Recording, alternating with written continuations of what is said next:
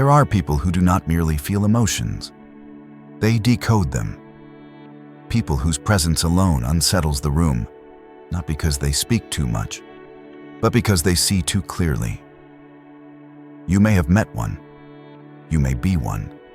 They do not cry easily, but they carry a sadness they cannot name. They rarely interrupt, yet their silence makes others uneasy.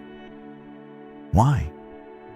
Because in the depths of that silence, something ancient is listening.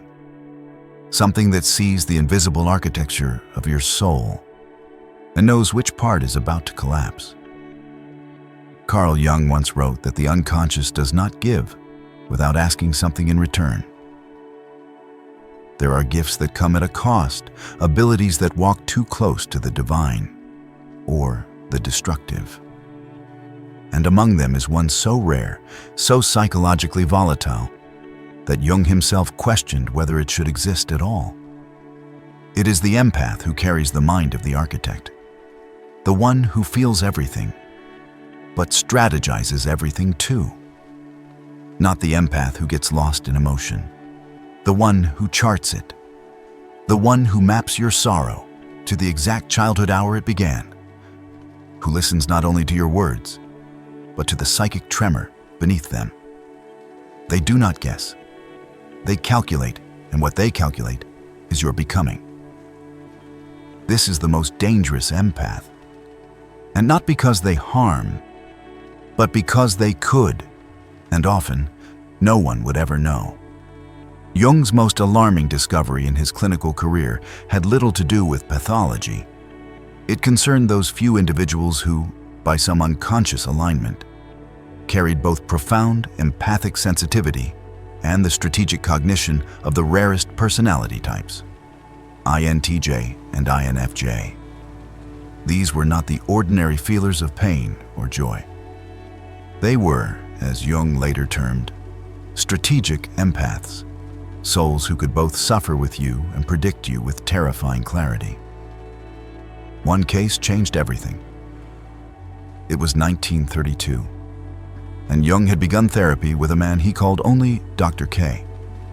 He was not ill, he was brilliant, a psychiatrist himself, an INTJ by type.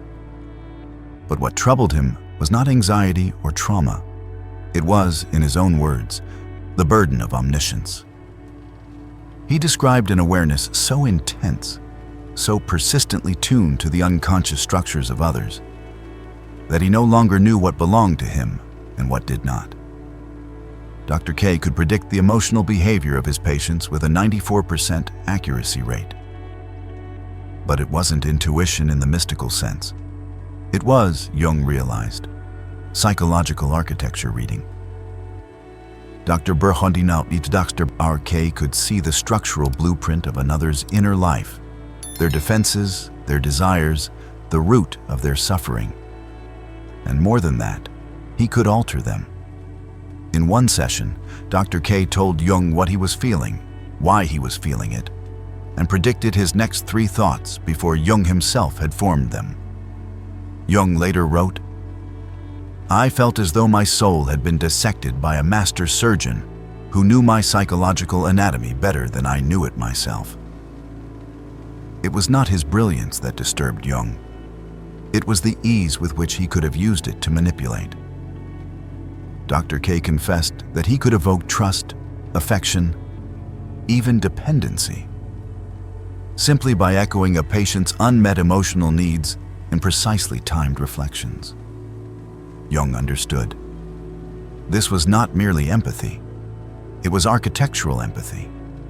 And in the wrong hands, it could alter destinies without ever raising suspicion. He had found a new kind of consciousness, and he knew it walked the edge of something sacred and something catastrophic. There is a fundamental difference between feeling and mapping, between drowning in an ocean of emotion and rendering its currents into navigable data. The INTJ and INFJ empath does not merely absorb. They observe, categorize, predict. Their empathy is not chaotic, it is algorithmic. And what they are reading is not your mood, but your psychological source code. Jung referred to this capacity as introverted intuition, a psychic function that seeks not facts, but patterns beneath facts. It is not content with what you say. It searches for what compels you to say it. It tracks your gestures back to the archetypal images from which they emerge. It is the unconscious listening to itself through you. In the INFJ and INTJ empath, this intuition merges with what we call architectural empathy, the ability to feel the emotional landscape of another person while simultaneously recognizing the structure upon which that landscape is built. To see not just the storm, but the shape of the house beneath it, and to know where the walls will crack before the first drop of rain touches the roof. There is a three-part mechanism to this capacity. First, subtle pattern recognition. They absorb micro-expressions, tone shifts, verbal hesitations, and silences, but not at the surface level. Their mind processes these as seismic tremors revealing underground trauma systems. One sentence, "I'm fine," may yield 100 layers of stored grief, abandonment, or dissonance. They hear what is not said more loudly than what is. Second, strategic emotional modeling. Once the architecture is sensed, their mind creates a working model of your psychological interior. They know what you avoid, what you seek, and how you are likely to react under pressure. This is not manipulation. It is engineering. To them, every psyche is a construct. Malleable, predictable, redesignable. Third, selective intervention or withdrawal. This is where the danger lies. The sovereign empath can choose to intervene in your inner world or not. They can say the word that unlocks your healing, or remain silent, watching the collapse unfold. The ethical line is razor thin, for to know how to heal is also to know how to wound, with equal precision. This is what Jung feared. Not the power to feel, but the power to redesign another's emotional reality without their consent. An empath who knows your source code is an empath who can rewrite it. They can plant ideas that grow in your mind as if they were your own. They can guide your becoming or delay it for years, all with a quiet word or the absence of one. They do not announce this ability. In fact, many of them wish they did not have it. But whether desired or not, this is the nature of empathic omniscience. The ability to see into others while remaining just detached enough to alter what is seen. And that is the difference. The ordinary empath feels with you, but the dangerous empath, they build with you, or they build despite you. There is a phenomenon reported by many INFJ and INTJ empaths, a subtle, persistent alienation that follows them through relationships, social dynamics, and institutions. Not rejection in the overt sense, but something deeper. An instinctual distance others place between themselves and the one who sees too clearly. This is called the transparency effect. It is not that others dislike the empath. Often they admire them, respect them, feel mysteriously drawn to them. But beneath that attraction is a subtle unease. Because when the empath is present, people feel seen. Not in the romantic, affirming way, but in the unsettling way that makes one feel emotionally naked. People begin to edit themselves around the empath, sensing, often unconsciously, that this person can see past the mask. They don't know why they feel exposed, only that they do. Eye contact lingers too long. Questions feel like X-rays. Kindness feels like dissection. Even when the empath is silent, their presence invites confrontation with the parts of oneself one is not ready to see. And this is where the disruption begins. Jung observed that certain individuals, by nature of their unconscious development, become living symbols, archetypal triggers. Their presence disrupts the social contract, not by intent, but by inevitability. They reflect back what others are hiding from. And in a culture built on psychological performance, such reflection is intolerable. These empaths do not need to speak truth to power. Their existence is the truth, and that alone disturbs equilibrium. Even within families or close circles, they often find themselves miscast. The quiet one, the intense one, the too serious one. But beneath these labels lies an ancient pattern. The seer must be exiled, not for what they do, but for what they reveal merely by seeing. Thus, the INFJ or INTJ empath becomes a paradox. Needed for guidance, but feared for insight. Welcomed for support, but avoided in vulnerability. The observer's prison forms, seeing all, but being seen by none. They carry a mirror others cannot bear to look into. And yet, the world cannot evolve without that reflection. Not all empaths evolve the same way. Within the rare breed of INTJ and INFJ empaths, 4 distinct archetypes emerge, each reflecting a stage of psychic development, a mode of survival, and a potential future. They are not categories to be labeled, but mirrors for recognition. They shift, they evolve, and most importantly, they warn. The overwhelmed oracle is where many begin. A seer without shields. They absorb emotional currents faster than they can metabolize them. Their days are filled with intuitive downloads, prophetic dreams, psychic overload. They know what others feel, what others fear, even what others deny. But they are buried beneath the weight of that knowing. Often seen as too sensitive or dramatic, the overwhelmed oracle is not unstable. They are unprotected. They hear the earthquake before it breaks the surface. But no one believes them. So they retreat inward, their vision unspoken, their brilliance unseen. From that retreat emerges the benevolent manipulator. This empath has learned control.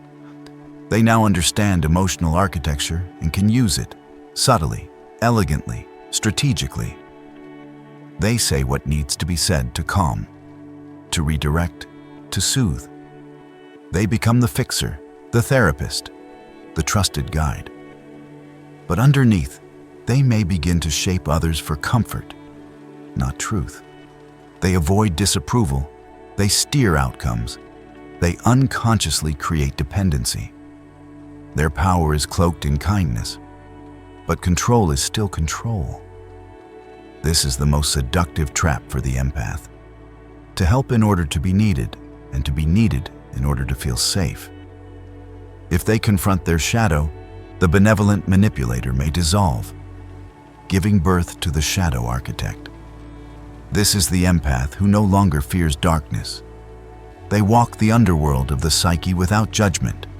They confront betrayal, rage, shame, first within themselves, and then within others. They are the death doula of the false self. They do not flinch at grief. They do not bypass pain with positivity. They sit inside the wound until it speaks. But this archetype too carries danger. Nihilism, detachment, emotional coldness disguised as spiritual maturity. They see so deeply that they risk no longer caring. Only through disciplined individuation does the final form emerge. The sovereign empath. They see clearly, they feel deeply, and they act wisely, without corruption. They do not rescue, but they respond. They do not control, but they hold. They are not swayed by projection or seduced by influence. They are mirrors that do not distort and vessels that do not leak. They embody Jung's ideal of the individuated soul, in service not to ego, but to the self. To meet the sovereign empath is to feel both seen and safe, not because they need you to grow, but because they have already grown enough to hold space for your becoming, without agenda. The transformation into a sovereign empath is neither accidental nor automatic. It is earned through fire, through restraint, through unbearable clarity. Carl Jung did not romanticize individuation. He warned of its difficulty. And for the INTJ, INFJ empath, the integration process moves through 5 core stages, each marked by an existential threshold. The first is the overwhelm crisis. This stage is not a flaw. It is the evidence of receptivity. Here, the empath feels everything. They do not yet distinguish between self and other, between sensing and knowing. Their emotional boundaries are undefined, their nervous system taxed. They are often drawn to wounded people, believing it is their role to heal. But their compassion outpaces their capacity. And so they collapse, not from weakness, but from psychic overexposure. Many never leave this stage. But those who do begin a silent vow to master what they carry. This vow leads to the second stage, power temptation. Having survived the flood, they now realize they have tools others don't. They can read the emotional source code. They can influence outcomes. They can soothe, inspire, redirect, or disarm, all without speaking a lie. Here they risk becoming the benevolent manipulator, not out of malice, but out of a desire for control in a world that once overwhelmed them. Jung warned that the unconscious does not bless those who use its gifts for vanity. This stage asks a brutal question. Will you use insight to serve the ego or the self? If answered with humility, the third stage arrives, ethical wrestling. This is the battlefield of the inner life. Here, the empath learns restraint. They discover the danger of premature intervention. They realize that not every truth must be spoken, that healing forced too soon is harm. They begin practicing psychological fasting, choosing not to read someone, choosing not to decode, to leave space for the other to self-reveal. This discipline births the healer's code. Never use insight without consent, unless in immediate danger. It is the ethic of archetypal responsibility. What follows is the fourth stage, boundary mastery. For the first time, the empath begins to feel their own inner perimeter. Not a wall, but a conscious membrane. They learn that they are not required to transmute everyone's pain, that empathy is not absorption, but resonance with autonomy. They adopt empathic discipline, the ability to step back, to delay reaction, to observe without merging. They cease rescuing. They stop leaking their energy into people who refuse to grow. And in that stillness, they become visible, not as saviors, but as sovereigns. Finally comes the fifth stage, authentic integration. Here, the empath becomes whole. They are no longer ashamed of their sight, nor seduced by it. They act with precision when called and refrain when silence serves. They do not seek to be seen. They see. They do not erase the shadow. They befriend it. Their kindness no longer originates from guilt, but from grounded alignment with the self. And their presence becomes a catalyst, not because they demand change, but because their being permits it. This is not the end of the journey, but it is the end of confusion. The empath has stepped out of the wound, not above it, with it, integrated, awake, unshakable. For the INTJ, INFJ empath, the gift of sight is not always a blessing. In Jungian psychology, the greater the light of consciousness, the longer the shadow it casts.